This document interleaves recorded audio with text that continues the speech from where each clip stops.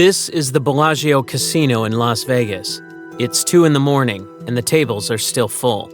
At one of them sits a group of 4 men, 2 dealers, 2 regulars.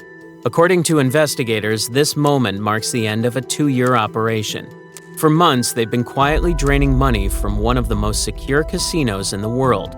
No weapons, no hacking, no fake chips. Just a single flaw in the game that no one else had noticed. Mark Branco, a Bellagio dealer for over a decade, is the man behind it. Beside him is James Cooper, another dealer. Across the table, Jeffrey Martin and Anthony Granito, 2 familiar faces on the casino floor. Together, they've already made more than $1 million. The casino's cameras record every second. What they don't record is sound, and that's where the scheme lives. One whispered phrase, one subtle nod, and a silent payout follows. For 2 years, it works perfectly, but on this night, something changes. Security has been watching for weeks. The table is surrounded, and within minutes, the Bellagio's quietest scam will become its most public arrest.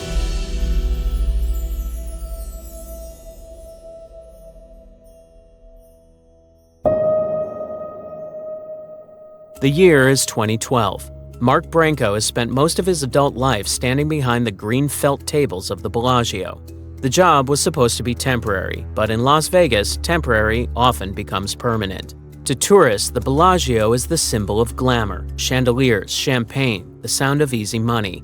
But for the dealers, it's a factory floor. 8-hour shifts under constant light, short breaks, and a paycheck that barely covers rent. Mark knows every corner of the casino by heart. He's watched millions of dollars change hands, most of it never leaving the building. Every day, the casino wins. Every day, the dealers lose. And now, the company is cutting costs again. Over 400 employees laid off across MGM properties. None of the executives.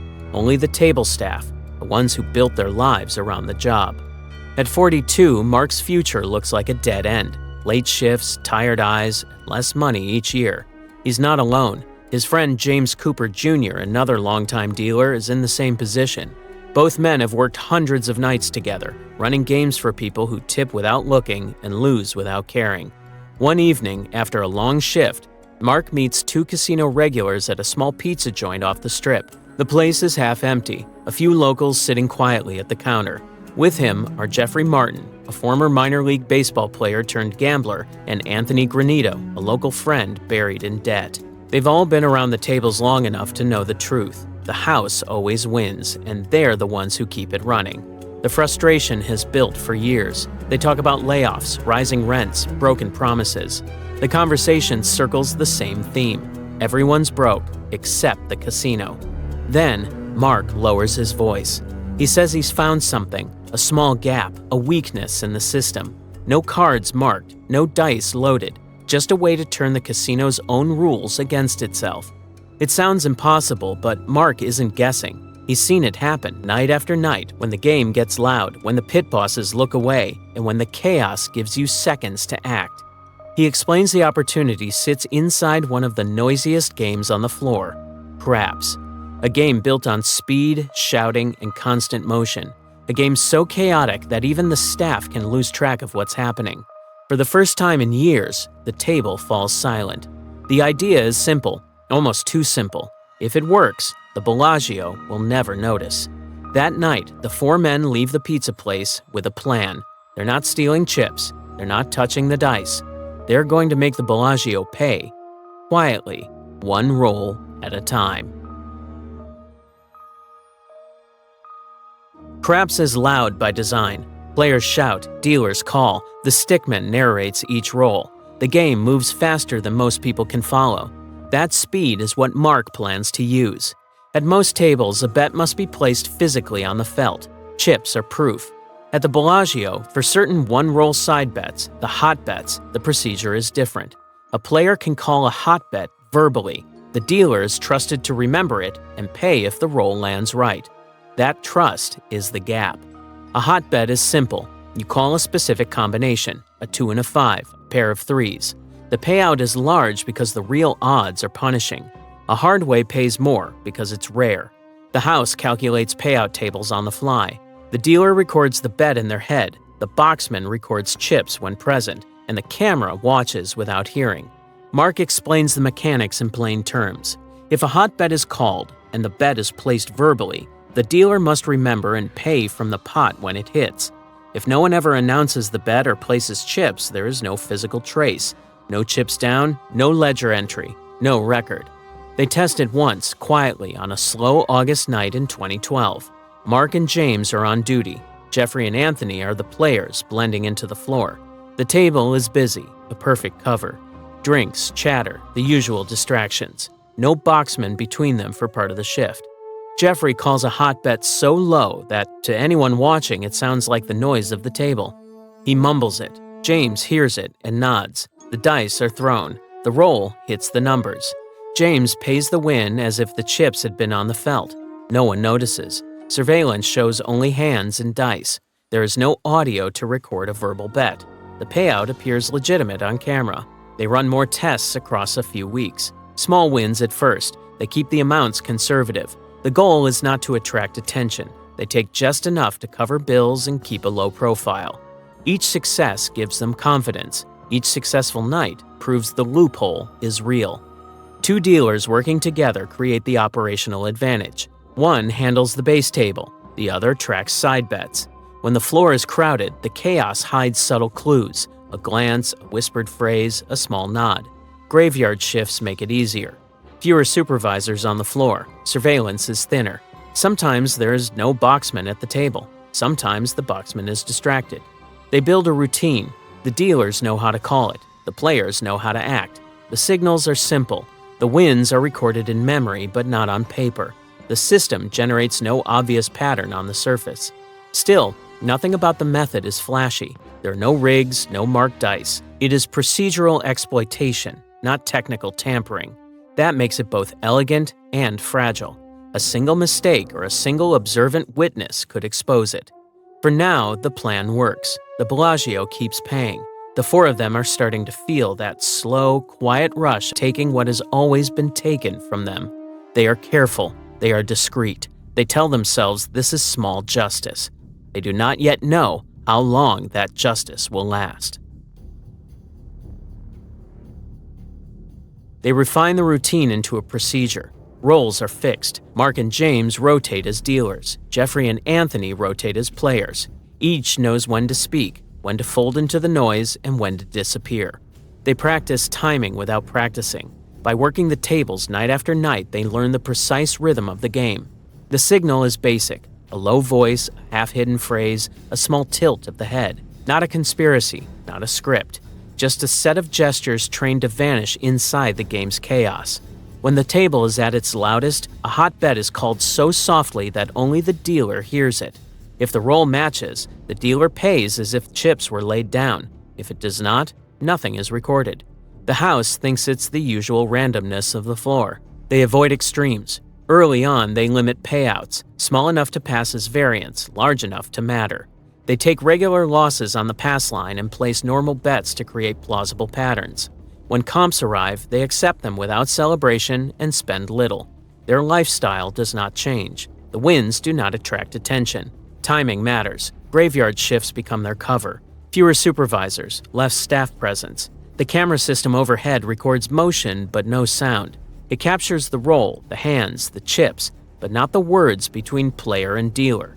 When the boxman is present, they use distraction, a sudden drink call, a near argument, a dealer swap, and the boxman's glance is diverted. The shift changes, the pit moves, the rhythm continues.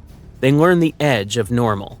Dealers are expected to make mistakes. Players are expected to hustle. The line between professional play and subtle manipulation is thin, and they stay inside that line. For 2 years, their pattern repeats with calm. They spread sessions across different pits, Augustus and Mirage, to avoid clustering. They vary amounts, change tables, and rotate dealers. The house treats them as part of the floor's texture. Old-timers, steady hands, regulars who pump volume into the casino's night. Most nights, the money flows unnoticed. A few nights, they lose. Losses are part of the plan. They make their activity credible. They let the house take some money back in public, then reclaim more in private with a whispered hot bet. It's a ledger kept in memory. balanced by human judgment and a practiced sense of risk. On the casino floor, supervisors gossip, but gossip rarely becomes evidence. The friends rely on that. They also depend on the assumption that the house will not suspect its own employees. Dealers are trusted. Dealers are part of the machine. That trust is their shield. By 2013, the wins have accumulated. Comps are issued, free rooms, show tickets, dinners. Casino staff started to notice oddities, but nothing conclusive. Small anomalies add up to suspicion for some, but suspicion without proof is noise. Still, the method has built-in weaknesses. It depends on memory, split-second coordination, and human discretion. It relies on the absence of recorded audio and the inability of surveillance to capture whispered language. It requires other staff to remain inattentive or misdirected. Each advantage is also a potential failure point. And it depends on trust, among the four of them, and within a workplace that expects loyalty.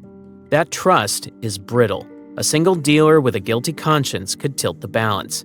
A pit boss with enough curiosity could demand an audit.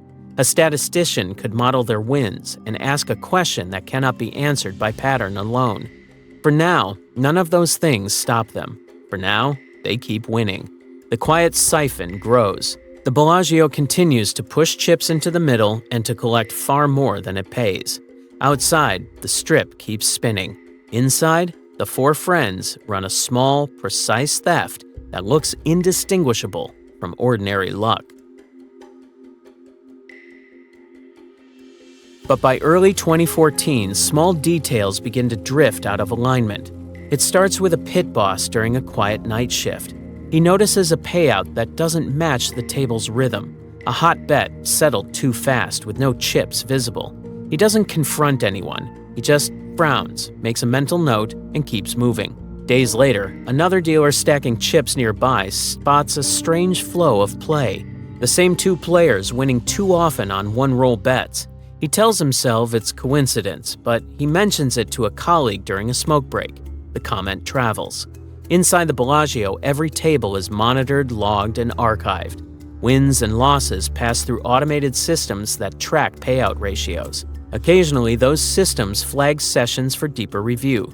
The fraud control team handles these anomalies daily. Usually, it's human error or a system glitch. This one looks different. Two names appear again and again: Jeffrey Martin and Anthony Granito. Their hotbet records show improbable consistency. Nothing outrageous enough to scream cheating, but statistically odd. When the surveillance team pulls the footage, they find nothing conclusive.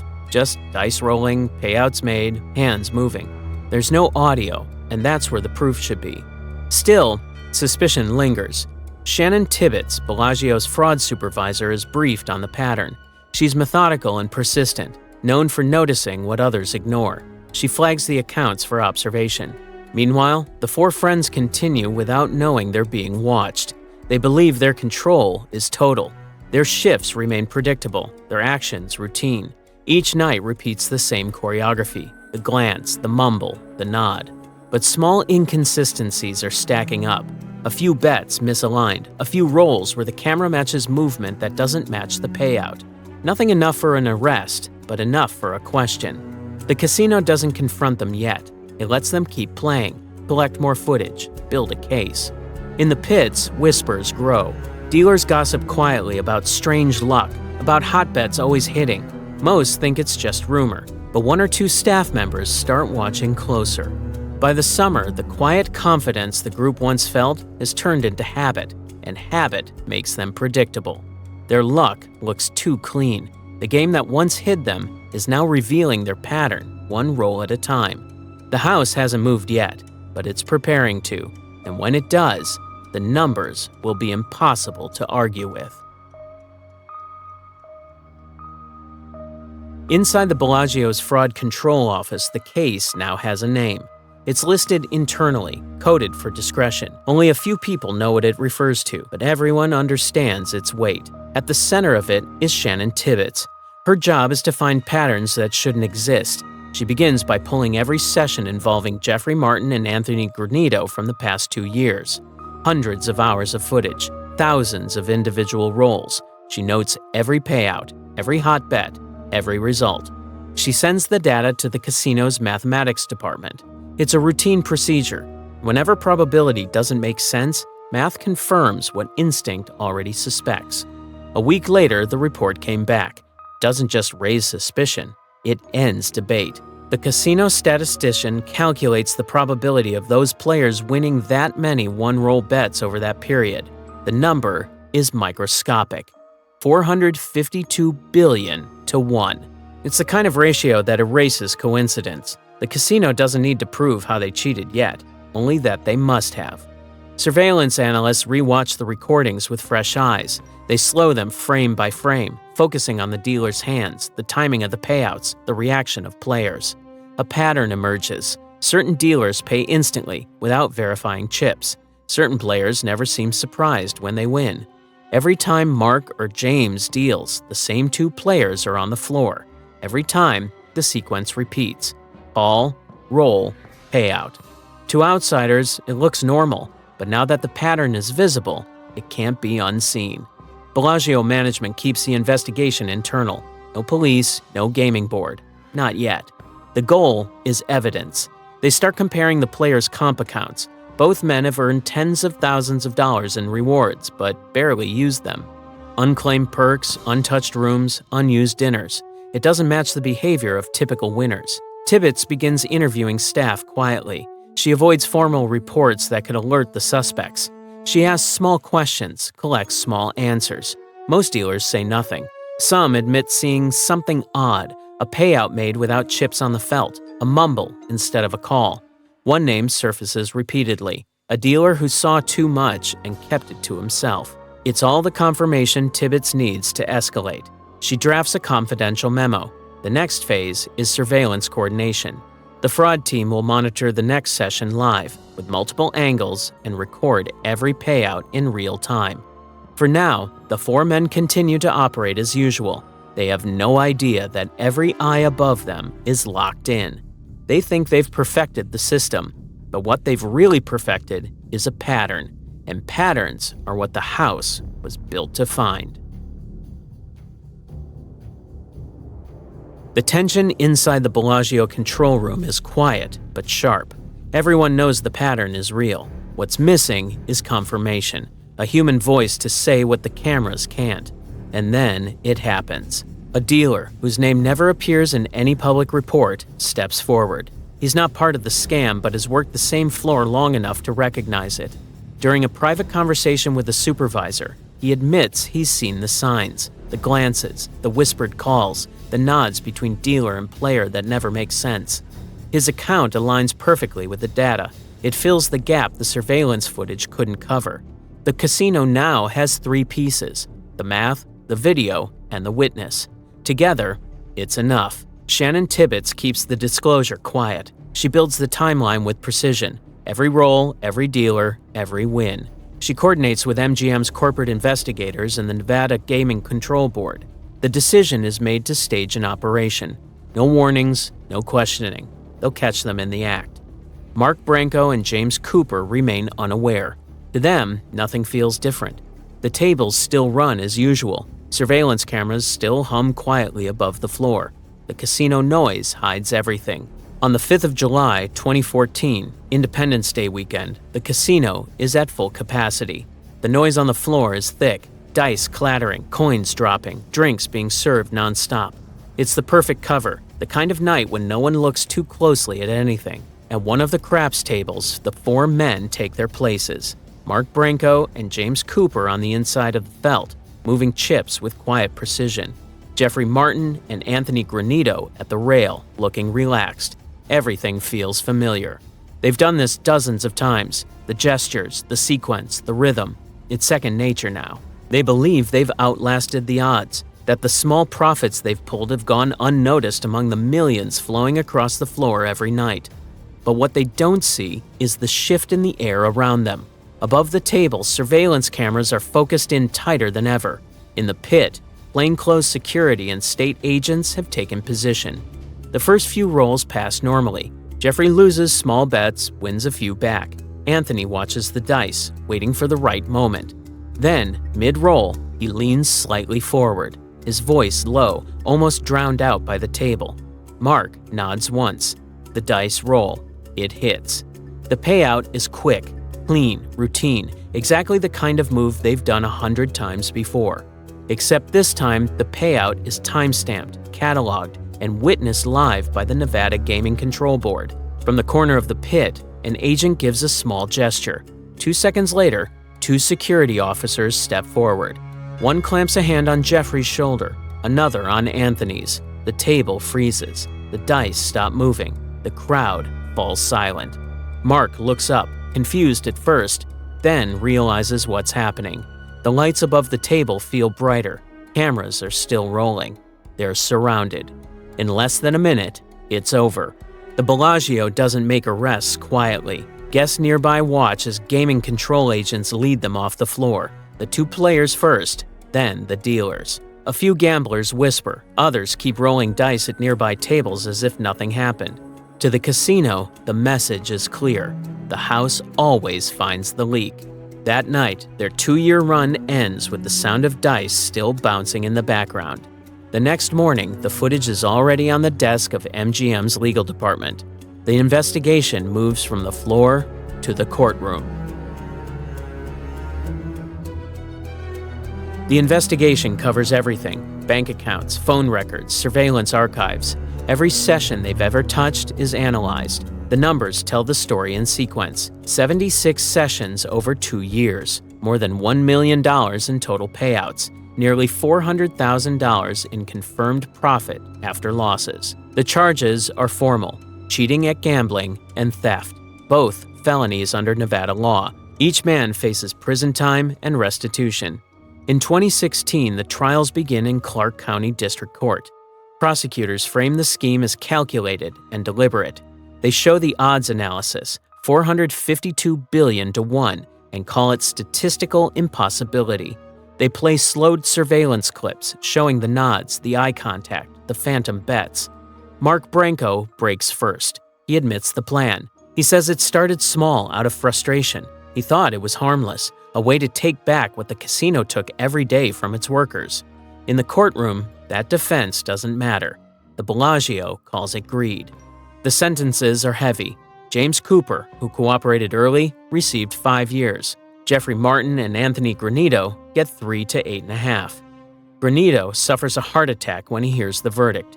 Mark Branco, labeled the ringleader, gets 4 to 10. Each is ordered to repay the full amount, $186,000. Despite losing most of it back to the casino during regular play, none of the money remains. When they're released, their punishment isn't over. Their names are entered into the Nevada Black Book, the permanent list of people banned from every licensed casino in the state. Only 36 names exist on it. They become numbers 33 through 36. The Bellagio never comments publicly, but the message is clear. The loophole is closed. Verbal hotbets now require physical chips, no exceptions. Audio surveillance is quietly expanded in sensitive areas. Dealers receive new training on payout verification. For the 4 men, there's nothing left to show for it. No money, no jobs, no access to the only industry they've ever known. Vegas keeps moving. The tables reopen. The lights never dim. But behind the scenes, the system that caught them becomes the new standard for every casino on the Strip. But with all that, a question still lingers. If 4 dealers could outsmart the Bellagio for 2 years without leaving a trace, how many others have already done it and never been caught?